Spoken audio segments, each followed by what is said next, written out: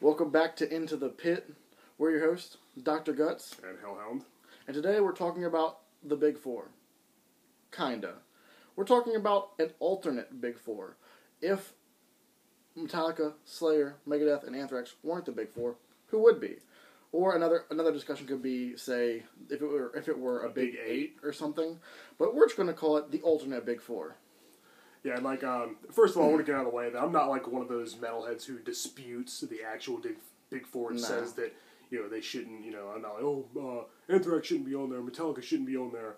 I'm not one of those people. I pretty much agree with those choices. I definitely agree. They're the most influential. It makes sense for sure that they're the Big Four. This is just a cool discussion if it were an alternate Big Four. Fun thrash metal discussions. So, and also, none of these bands are going to be, if they're already in the Big Teutonic Four, we're not going to mention them. So Creator, Tankard, Sodom, and Destruction are all out. And so those are some of my favorite bands. Yeah, they're all fantastic bands, but they're already part of the Big Teutonic Four. They already have their own so thing. We didn't want to really put them in the Big Four as well. Exactly. So we're going with something that's more influential within the same kind of area and same kind of scape and scope as the actual Big Four. Yeah, we came to a final decision, and we're going to mention other bands that didn't quite make the cut, and we're going to explain why. They're honorable mentions. They're all great bands. We're going to explain why they wouldn't exactly be ideal for an alternate Big Four. And I think the first one we're going to talk about is Forbidden. Yes. Now, Forbidden, if you haven't listened to them, you should. They're a fantastic band. They have very soaring, high-pitched vocals. Their singer has an incredible range. They put out 2 albums, Forbidden Evil and Twisted Into Form, before they made their split, which they actually came back in, I believe, 2010, I want to say, something around there. I could be wrong about the actual year, and put out an album called Omega Wave. It wasn't a bad album, but it was kind of what a lot of the thrash bands that came back did, where had more of a grunty style vocal than the older style vocal. More groove metal. Yeah, more groove metal. A lot of thrash bands did that. Absolutely, and it wasn't a bad album per se, but it couldn't touch Forbidden Evil and Twisted Into Form. Those albums were so killer, and the vocals, like say on the song Chalice of Blood, it gives me chills every time I listen to the album. Hell yeah. The reason that we couldn't put them into our list is because of their body of work. They did come up around the same time. They did come up with the same style. However, they had 2 albums before splitting up, and you can't really be as influential or as big in scope as the Big Four with that small of a catalog. Well said.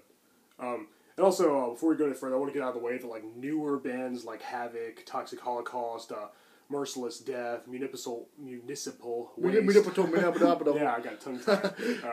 They're a little too new. So Warbringer, Skeleton Witch, Witch, all fantastic bands, all great putting bands. Out killer thrash metal. They are for sure the new wave of thrash metal, and they are killing it. Yeah, for all those people saying thrash is dead, they clearly haven't listened to those bands. Yeah, absolutely. They're putting out some of the most killer thrash that I've heard, honestly. It's incredible stuff. Oh, God, yeah. But since they're new, they couldn't have the influence back then, obviously, so they couldn't make the list as well. Yeah, they couldn't be a Big Four for that reason. So the next band I'm going to talk about, and this band really came close to making the cut, at least in my opinion, is Dark Angel. Yes. They're really, they got friggin' Gene Hoglan on drums. That's my personal favorite drummer of all time. Yeah, love definitely one of mine as well. Their album, Darkness Descends, is just freaking amazing. I liked them a lot better when they had Don Doty on vocals. Ron Reinhardt was good too. He joined the band when they made Leave Scars, which is the album after Darkness Descends. He had a pretty good voice too, but I think Don Doty just had this aggression and this certain edge to his voice. It was just perfect for thrash. He was just wild and energetic, and it was very listening to that album is just very infectious. Absolutely. And that was definitely their best album. And, and they may not have a very big body of work, which is probably part of the reason they didn't make the cut. But they're very good, very influential. They got freaking Gene Hoglan, enough said. They almost made the cut for me. But for, those reasons, not quite.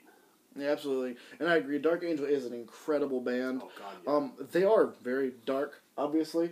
Their music really shows it. They have a very dark sound for that early thrash. Yeah.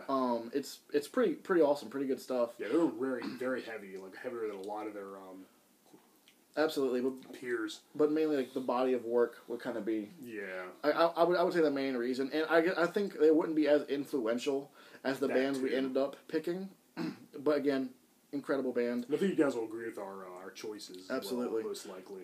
And the next band I want to talk about is my personal favorite thrash metal band of all time. If you watch our top 10 album list, they were right there, up there with Death, and that would be Demolition Hammer. Yes. I love Demolition Hammer. They are incredible. one of the best thrash band, in my opinion, the best thrash band of all time. They were super underrated, very underground, and that's why they didn't make the list.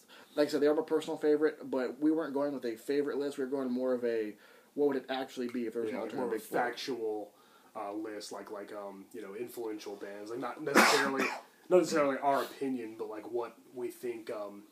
If Metallica, Slayer, Anthrax, and Megadeth didn't exist, who would be instead? Right, and of course, Demolition Hammer has, again, like I said before, they had 2 albums, kind of the same kind of feel as, I guess, Forbidden, where they had 2 incredible thrash albums that ended up making a more groovy album. They had Tortured Existence, and then of course I'm gonna blank out Epidemic of Violence. Yes. And then they put out Time Bomb after their drummer died, which is more of a groovy sound. Still a great album, nonetheless, but it just didn't have the same aggression and just overall amazingness of the first 2 albums. And again, they couldn't make our alternate Big Four list because they wouldn't be more influential. They were a very underground band. Yeah. So they just wouldn't be able to make the list for influence or for their body of work. It wasn't big enough. Pantera was popular in the 90s. It seems like a lot of thrash bands tried to kind of emulate that style. Groovy style. The tough guy vocals and stuff. Demolition Hammer is definitely a great band, but I agree they couldn't really made the Big Four necessarily. I guess the next band I'll talk about is Sadus, and who they're best known for having Steve DiGiorgio on bass, and he's just breathtaking. He's a virtuoso. Exactly. 100%. Wow. I mean, he more than gets the job done. In every aspect of the term virtuoso, that's him. Yeah, and their album, their best album, their sophomore album actually, Swallowed in Black, his bass lines make the album for me. All the other musicians are competent as well, Absolutely. Of course, but Steve Giorgio is kind of the reason I really got into them. They're great, but kind of like Dark Angel, I feel like their body of work is a little too small. They didn't have quite as many albums, and only one album that I think was really, really influential and widely known, which is the previous Swallowed in Black. And so despite being a great band, I don't really think that anybody would think that they pick them for like an alternate Big Four. For sure. And the next band I'm going to talk about is going to be DRI, the Dirty Rotten Imbeciles. So DRI came up around the same time. They have a massive body of work. But for me, they couldn't be in the list because they were very crossover. They had a very, very, very punk sound. Definitely crossing the bridge between thrash and punk. Even their name was like really punk. Yeah, it's very, very punk sounding, DRI. A lot of punk bands have abbreviations absolutely. And initials. So they couldn't quite make the list for me, but they had some amazing work, especially 80s, early 90s. They were really holding it down for that mosh pit crowd, for the crowd who wanted to get in there and get tangled up in the pit and running around having a good time. That was the band for them, but again, a little too punk for this list. Yeah, definitely. Yeah, I'll agree with that. So, one band that we both talked about was this close to making the list, but didn't. And I think the main reason they didn't would be because they're from Brazil and not America. And the Big Four, as we know, are all from America. And we kind of wanted to stay with that same kind of common ground. But this band is Sepultura. Sepultura. What can we even say about Sepultura? The Max Cavalera era. Everything after that is just... doesn't exist. It's not real. Yeah, exactly. It's not real. Derek Green, that never happened. And Roots, that wasn't a thing either. Yeah, Roots, that didn't exist. Yeah, Anyways, their first 4 albums yes. are insane. Morbid Vision, Schizophrenia, Chaos AD, Arise, Beneath the Remains. The first 5 albums, actually. All great albums. All really good. Absolutely. My favorite 2 would have to be Beneath the Remains and Arise. Arise is what got me into Sepultura. Yes. I heard Dead Embryonic Cells and Desperate Cry. And Desperate Cry instantly hooked me. It has one of the heaviest riffs I've ever heard in it. Right after the little clean intro, right when the vocals kick in, it's just a punch in the gut the entire time, and it really hooked me in. And I was like, I need to hear more of this band. Went back, found their whole discography, and I love Sepultura. Oh God, me too. And wasn't Arise? Isn't that the one with the cover of Motorhead's Orgasmatron on it? Oh, I'm not sure, actually. I know they covered that on one of their albums. I think it was Arise, and that's a really good cover. Yes, really it is. Yes, it is. And yeah, Max Cavalera's vocals, they sound, his grunts and stuff. They're perfect for thrash. He's one of my favorite rhythm guitarists as well. Absolutely. And his brother Igor on drums, and then Andreas Kisser on lead guitar. And what's his name? Pablo Jr. on bass, or Paul, I don't know, something like that. I'm not sure. He's actually the longest lasting member. I think he's the only original member left, if he was even an original. But it was really Max Cavalera's band. Him and his brother Igor formed it, and so now they shouldn't even call themselves Sepultura. Yeah, it's kind of weird because it's a completely different band. Yeah, it really is. But they're still holding up the moniker. People are still liking it. It's just not my thing. Yeah. But Max Cavalera is really what made Sepultura Sepultura. Easily. And I feel like since Sepultura, he hasn't put out anything nearly as good. Soulfly wasn't quite as iconic. I don't really like Soulfly, to be honest with you. It was too new. They have a couple songs that are pretty cool here and there, but more misses than hits for me. Oh, yeah. The Cavalera Conspiracy, however, though, was really good. I did like them a lot. Yeah, I think that sounded more like old school Sepultura than Soulfly did. And of course, it has his brother Igor is in that band as well, obviously. And so, yeah, I think they're really good. And anytime somebody says, "Oh, I wish the original Sepultura would get back together," I'm like, well, I agree, but Cavalera Conspiracy is definitely the next best thing. It's the closest thing to that. Yeah, absolutely. I mean, but early Sepultura is untouchable. They're not on that level, but they are very good. They're a little more death metal when they first started. Morbid Visions and Schizophrenia were a lot heavier. Max Cavalera's vocals were a lot more low and guttural. And here's a fun fact: he actually wasn't their original singer. Before he started doing the vocals, they had a singer named Sanjeev, I believe it's pronounced, and he, I can't remember. He was from another country. Wasn't he? They're from Brazil. He was from, I don't know, Egypt or something. I don't know. Yeah, something like that. Yeah, he only appeared on one of their EPs, and it was actually pretty good. He started his own band, the name of which escapes me at the moment. He was a pretty good vocalist as well. Once he left, Cavalera decided to take up vocals in addition to rhythm guitar, which was definitely the right choice. And speaking of rhythm guitar, he is the quintessential rhythm guitarist. Oh, yeah. He even takes the 2 high strings on his guitar off and plays it as a 4 string because he doesn't play them. He doesn't need them. He has no use for them. He's right up there with James Hetfield and Scott Ian and John Schaefer. He's one of my favorite rhythm players. I would say Max Cavalera is probably my favorite rhythm player, just because the level of aggression he brings to riffs. He's played a few leads as well too. I'm pretty sure he did some solos. Early on, he did. Yeah. But then he kind of stopped that. Yeah, he stopped that abruptly. From what I understand, he just doesn't like playing solos, and he'd rather play riffs. He's I think he said something about him not being good at play solos, which I find hard to believe because he's a fantastic rhythm guitar player. I agree. But whatever. Either way. Yeah, teach their own. So we have a few more bands we want to talk about. I think we're just going to kind of get these out there quickly. Some bands that we really enjoy. So we can get to our final decision. See, we got Sacred Reich. They could have made it, again, body of work too small. Metal Church, they're a little more traditional heavy metal, kind of power metal-esque vocals, whether they've had David Wayne or Mike Howe or Ronnie Monroe fronting the band. When Kurt Vanderhoof left, he remained as one of the main songwriters, but then he came back, thankfully, on guitar. And there's a point where they didn't have any of their original members either. David Wayne, of course, died in a car crash. He was my favorite singer they had. And they were a little more they were thrashy. The music certainly was. But it's kind of like Anthrax. It was like a thrash band, but with a general heavy metal vocalist, which sounds good, but I don't think they quite make the cut. For me, I feel as though even their music, they had some very thrashy songs for sure. But overall, it was more of a mid-paced kind of deal for a lot of their stuff. Exactly. Not a problem. Awesome stuff. Awesome. But just doesn't quite make the list that we're going for. Exactly. Another band I want to talk about is Nuclear Assault. They kind of have the same thing as DRI, where they're a little bit too punky. Dan Lilker and John Connolly, the Anthrax rejects, yeah, basically. the people who weren't in Anthrax anymore kind of went on to do Nuclear Assault. And Nuclear Assault is an amazing band, put out some incredible records. Oh, God, yeah. Incredible thrash, incredible punky sides, too. Definitely. Very, very, very good moshing music. If everyone loves Nuclear Assault, they're awesome. Great band. Oh, God, yeah. Yeah, if you don't like them, then...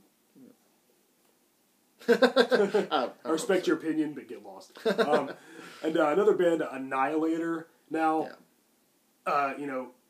band leader and founding member Jeff Waters, the guitarist, who also does vocals from time to time. I think he's actually the lead vocalist now. There's been a few albums in which he did vocals and played all the other instruments as well.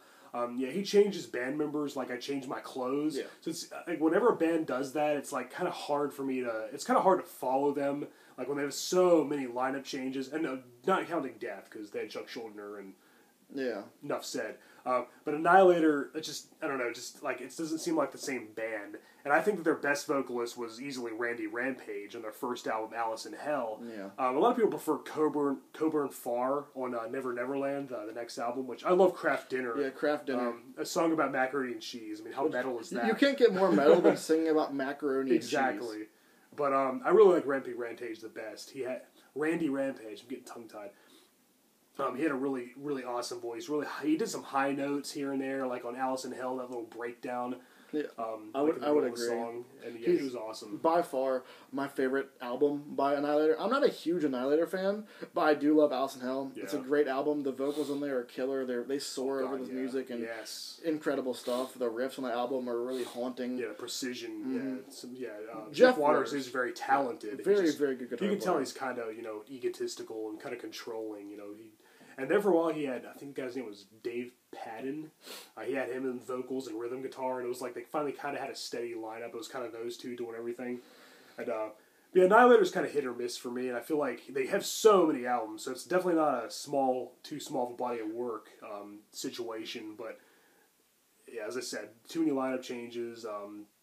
And non-consistency makes them... For me, they're just not as good. Yeah. To be completely honest... They're hit or miss. They're hit or miss. They do have some good stuff. That's definitely a fact. He's had some good ideas. Yeah, but overall, they don't hold it down as well as the bands we decide to go with do. Yeah.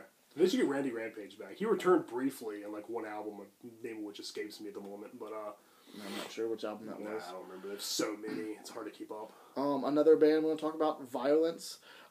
Which their guitar core actually became Machine Head, which is pretty cool. They have Phil DeMel and Rob Flynn playing guitar, so that's a pretty cool little fun fact. Machine Head's probably one of the bigger metal bands now, I would say. Was it Eternal Nightmare? Eternal Nightmare, yes. The album with all the mouths. I love that cover. It's sick. Really cool the guy color. In the bed. It just like pulls you in. And the album is unrelenting. It's super aggressive, and the vocals are very high pitched. The vocals are really, like, shrill and up there. It's really cool. A really fantastic album. Great. Absolutely. And I think that kind of wraps up. Is there any more bands you want to mention? Well, I guess Evil Dead. Evil Dead. I don't think they're popular enough. Yeah. They're good. Voivod's really good. I really love their bassist. They used to have Blackie. They all had their stage names, Piggy and Snake, and then Jason Newsted was in there briefly as well. Jason Newsted. Yeah, he was also in Flotsam and Jetsam, another great thrash band, which I don't think would make the cut for obvious reasons. Their new album is making a lot of waves. People are really into their new album. I haven't checked it out yet, but I know that album is getting a lot of traction right now. People are really into it, so I should probably check it out. Yeah, I'll give that a listen. So now I think we're going to crack in to our alternate Big Four. Yep. And I think you guys probably already know what they are. If we haven't mentioned them yet, then they probably made the cut. Yeah. So the first one we're going to talk about is Exodus. Which I think if the original Big Four was a Big Five, Exodus definitely 100%. Would have been the fifth member, and I think everybody agrees without a doubt. That. Yeah, for sure. Exodus is incredibly influential, massive body of work, consistently putting out great material. Even when it got to like the Rob Dukes era, it wasn't the best, but it wasn't a big fall off. Like I don't think it was as bad as everybody thinks. I mean, Rob Dukes comes across as kind of like the typical nu metal, like tough guy, frontman. And he's kind of a dick. He comes across as chest beating mongoloid. Yeah. But you know, and while he's like looks like a knuckle dragging idiot, like you know, I've kind of liked his vocals on you know, Shovelheaded Kill Machine, and even Atrocity Exhibition. I didn't think was too bad. I love Shovelheaded Kill Machine, but both the Atrocity Exhibitions and Let There Be Blood was just but both the Atrocity Exhibitions didn't do it for me. But they both had like a song or two I liked. I kind of liked them when they first came out. Like over time, it wore down on me. Exhibit A was like too long. All the songs were way too long and tedious. And Gary Holt's one of my favorite guitarists. He never fails to come with great riffs. He's playing for Slayer now as well. Yeah. Kirk Hammett actually formed the band. Under the name Impaler. Yeah, and Tom Hunting was playing drums and singing, and then Gary Holt joined. Then they had Rick Hunold and Rob McKillop and, you know, all of them. And their first album, Bonded by Blood, and they had Paul Bailoff on vocals. I think everybody can agree Paul Bailoff was probably their best singer. I mean, he was definitely the most, you know, thrash sounding. He was just... best frontman. Let's go with that. His vocals weren't the best, but they worked with the band so well. Yeah, they fit and perfectly. He was just so good on stage. He had that persona. He was wild and energetic. Oh, yeah. And just, you know, he was nuts. A mountain man for sure. Yeah. And then Zetro's incredible. Yeah, Steve Souza, a.k.a. Zetro, is like an evil Bon Scott. Oh, yeah. He has such a unique voice. And like on albums like, you know, Pleasures of the Flesh and... Temple of the Damned. Fabulous Disaster. Yeah, Fabulous Disaster. Impact is Imminent. You know, even some Force of the... of Habit. Yeah, Force of Habit's probably their most well-known. There's probably, you know, songs like Toxic Waltz and that's on Fabulous Toxic Disaster. Waltz. Yeah, Fabulous Disaster. Yeah. And their cover of Lowrider. Yeah, Lowrider. I love that cover. It's fantastic. Me too. It's really good. They did a good job. And they have, what's that song? Of course, I'm gonna blank out on what it is, but it's about like the Louisiana swamps. It's got it has that one little thrash break. He yells, "Dangers in the swamp, death waits for you." It's just such a cool album from front to back. It's excellent. Exodus, amazing band. Enough said. And even they kind of went for a more groove metal sound later on in the '90s as well. Like a lot of thrash bands, maybe not so much as some of their peers, but I even liked some of their, you know, like Impact is Imminent and Force of Habit, or some of their. Some of the albums are criticized a little bit. I didn't think those were good. So really, I don't think they've really put out a terrible album, unless you count Let There Be Blood, which is a re-recording of Bonded by Blood with Rob Dukes on vocals. Yeah, I would say they don't really have any like overall bad albums. Like even Let There Be Blood, I could listen to because it's their amazing first album, but I prefer just listen to their first album. I don't really need to listen to Let There Be Blood when Bonded by Blood exists. Well, we had Paul Bailoff instead of, you know, I mean, and he returned to the band briefly, and then they did a live album. I think it was Another Lesson in Violence, and then of course he died, and they did Steve Souza came back. Yeah, double live Dynamo DVD. Yes, I have that. The only I have a Exodus DVD with Souza and Dukes. I just don't have one with Bailoff. It's like, I mean, Bailoff and Dukes. I don't have one with Zetro. That's what I meant to say. I don't even know if they have one with Zetro. They probably don't. I have to look into that. I'm not entirely sure. He's been their vocalist more than anybody else. Yeah, he's their longest vocalist. I consider him like their main vocalist because he's been there so long. He's the most well for so much stuff, and he came back for Blood In, Blood Out, and it's incredible. And he sounds the exact same. Great reunion, great return to form. So good, just like Anthrax and worship music. From front to back, it's just a killer, insanely good album for sure. But I think that's all we're going to talk about with Exodus. They're Exodus. Enough said. Let's be real. So that's our first band for our alternative 4. The next one, I think, is another obvious choice. You guys are probably going to know, Testament. Oh yeah. And Testament has one of my favorite thrash metal singers, Chuck Billy. Absolutely, he's a great singer. He has a wide range. A lot of people think he just sounds like James Hetfield, but I disagree. He can do really low growls. He can do some high-pitched screams. And Alex Skolnick is my favorite guitarist of all time because he doesn't just play metal. He can do anything. He can do jazz. He can do blues. Yeah, classical. He's just incredible. He's younger than a lot of the other thrash metal lead guitarists, and man, he's just, I think like he, you know, exceeds them by a long shot. He excels at what he does. His solos are phenomenal. And rhythm guitarist Eric Peterson is great as well. Eric Peterson's fantastic. And now they have Steve DiGiorgio on bass and Gene Hoglan on drums. You know, so you know, it kind of reminds you of kind of a super group. Yeah, with Death. Very Death-esque. Yeah. And I love their rhythm section they make up is just incredible. And Chuck Billy is one of my all-time favorite vocalists. Oh, he's awesome. I love Chuck Billy. It was actually Steve Souza that got him in the band. He was singing for them when they were called Legacy. Yep. And they were good friends. They're actually both in a band called Dublin Death Patrol, which they both do vocals. Yeah, they're good friends. Testament is such a good band. I think of all, like, of the the more popular thrash bands, Testament's probably the most epic of them. Yeah. Some of their songs just feel so big, God, and like breathtaking at times. It's just a wide spectrum. Yeah, really, really cool. From my favorite albums are to be Souls of Black and The New Order. The New Order, Practice What You Preach, The Gathering, Demonic, and I hated when Alex Skolnick left. Because he's one of my favorite guitarists. He came back, thankfully. But I still like those 3 albums that he wasn't on. I think they're really good. They have some good songs. The only album I don't like by Testament is Low. Yeah, Low. That was a little... It was a low point. Yeah. That was awful. But I'd say New Order is probably my favorite favorite album. That was their second one after The Legacy. Yeah, it's so good. It has the song... The Preacher! It has the song that this show is named after, Into the Pit. Yeah, it also has Disciples of the Watch. Yes. I mean, it has so many good tracks. Preacher. And like I said, like I mentioned before, Souls of Black. The album cover. The Preacher. I don't remember, but yeah, the album cover with the earth and. Yeah, and you have Souls of Black is one of the coolest covers I've ever seen. It's one of the heaviest albums too. People. Yeah, and like some of the guitar work in that album is just disgusting. Like, I don't even want to attempt to play that. Yeah, it's like I can do that, but I don't want to. Yeah, I'm just not gonna. I'm not gonna try that. But yeah, Testament, amazing, Rules. love them. Testament rules. We're gonna try to keep this under 30 minutes. Yeah, one of the greatest metal bands of all time. Easily. The next band I want to talk about is. I want to say, I could almost say like the longest lasting, longest consistent thrash band of all time, and that'd be Overkill. Overkill formed in '81, and they've been putting out quality material since then. Bobby Blitz is another one of my favorite vocalists. Yeah. And D.D. Verney is an amazing bass player.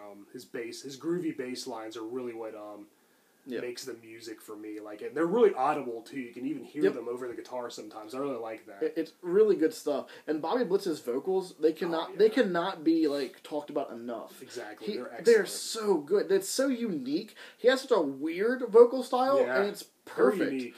Very cool. Nasally. Kind of sounds a little bit like Zetro, but like he does like a lot more high pitched. He does some high pitched screams, which I like. More nasally, that makes sense. Yeah, I get that. That's a good perfect for Overkill's sound. It works so well, and they have such haunting songs at times. They have some really fast songs, really heavy songs. Great albums. Under the Influence, Horoscope. Horoscope's my absolute favorite album. Yes. Oh man, it's Years of Decay, so good. They're Feel the Fire. Oh man, even their newer ones. Feel the Fire is probably my second favorite album. I agree. Even the newer ones like Ironbound, Immortalis, really good. They're really consistent, as you said. They never change their sound all that much, but they still keep it fresh. And they still have something new. The one album they have that was kind of not Overkill was I Hear Black. Besides that, every other album is 100% Overkill. No other band has done that. No other band has really kept their sound so tight and concise. Like Slayer, maybe? But Slayer's kind of like... Slayer's gotten... They're still good, but they've gotten worse as they went along. I mean, that's just kind of a thing. They've declined. They're still good, but they declined, whereas Overkill hasn't. Overkill's still putting out some of their best songs. I feel like Slayer's ran out of ideas, whereas Overkill still keeps it fresh. Like the song Bring Me the Night. Yeah, one of their best songs. Immortalis. That's one, Ironbound, I believe. Ironbound, yeah.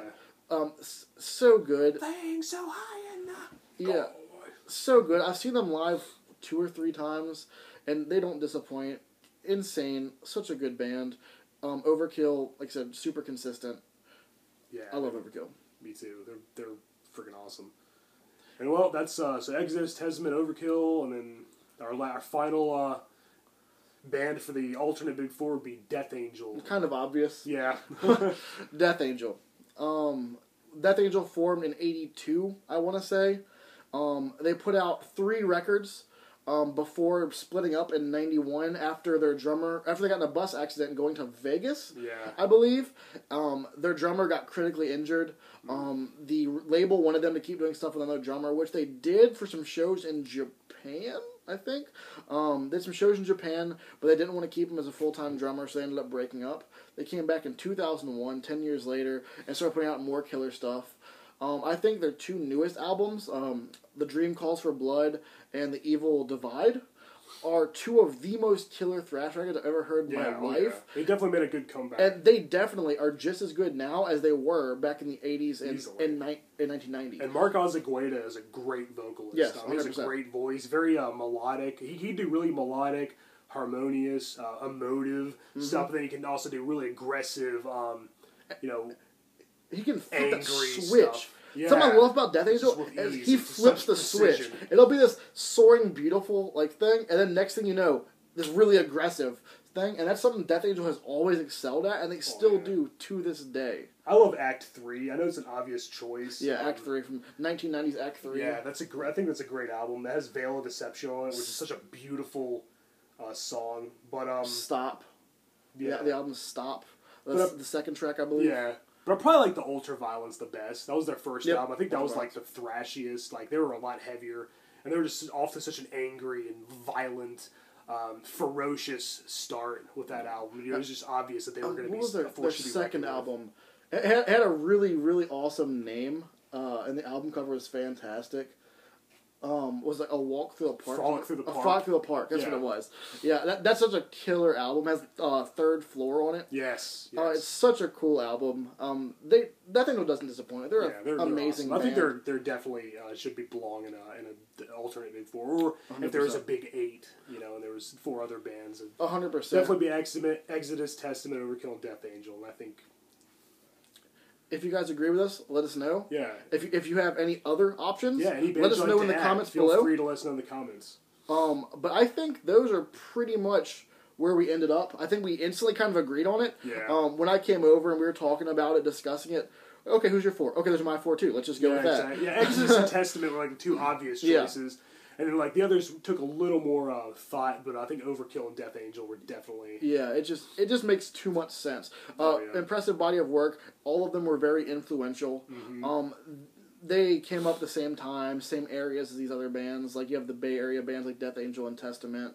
Obviously, Exodus is right there with them as well. Oh, yeah. Then you have Overkill coming from New York, I think. Just like Anthrax. So, kind of the same... Yeah, Rat Skates.